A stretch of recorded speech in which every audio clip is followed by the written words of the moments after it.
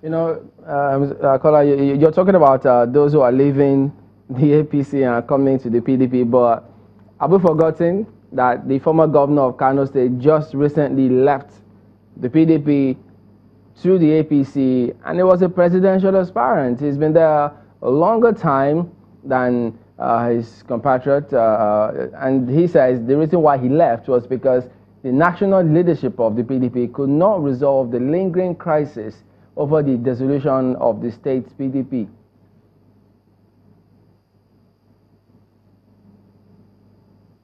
Well, we have brought two issues, and I'll quickly take them one after the other. One, I'll first take the allegation that the People's Democratic Party was unable to resolve the lingering crisis in the Kano State chapter. I beg to, with utmost respect, I totally disagree with Madam Shekarau.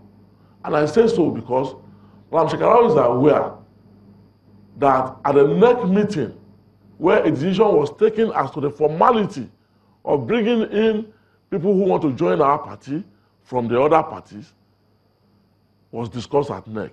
He attended that NEC, and I remember very well. And I also know, as a fact, and many Nigerians do know as well, that before Rabiu Kwankwaso, one of our presidential aspirants, joined our party had nothing, absolutely nothing, in Kano State.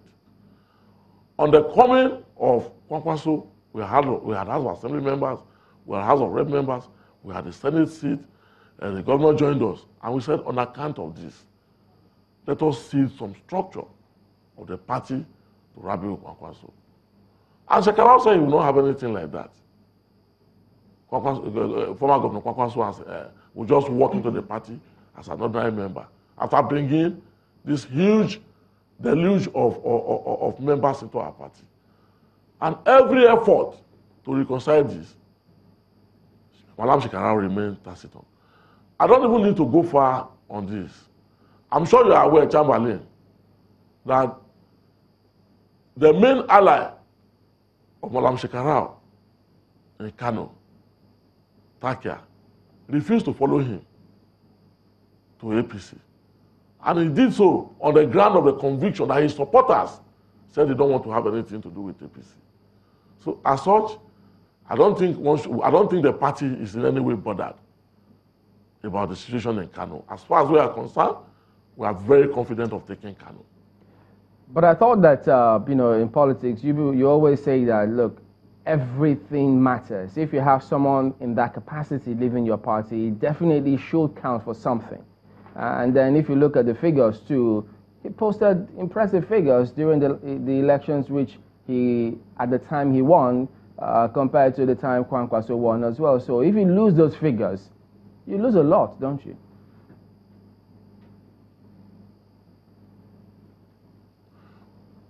Honestly, Chamberlain, with due respect to Madam Shekarau, I will not go further on the debate about the action he has taken, about the decision that he has taken.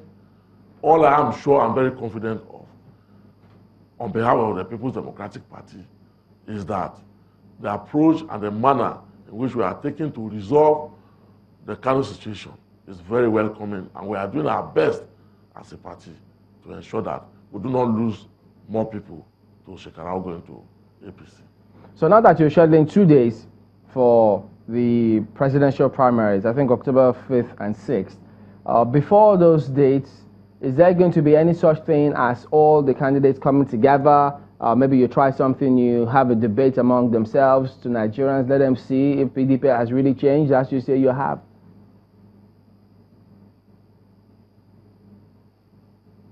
As we speak, we have held 2 meetings with our presidential aspirants collectively, and everyone attended.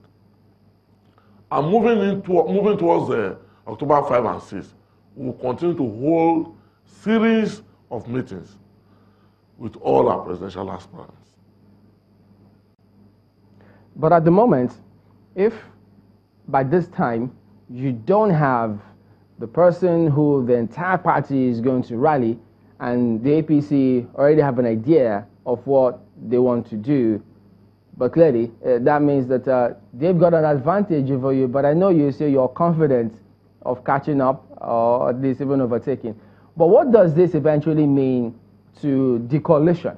The PDP is in the coalition. How are those members responding to all of this proliferation of candidates in the PDP?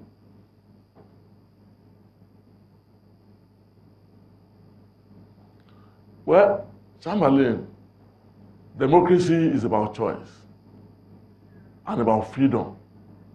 And what the People's Democratic Party is doing today is to give Nigerians their right to freedom and choice.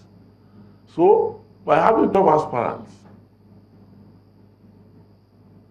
we believe in the party that we have provided a meaningful opportunity for Nigerians to choose from an array of aspirants.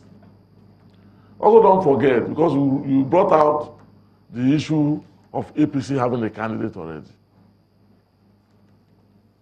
In 2014 and 2015, PDP already had a candidate before APC candidates emerged. And what happened is now history. So I believe that the same thing will happen. We are not worried about the number of aspirants. Our concern is to have a very credible process that nobody will be able to force.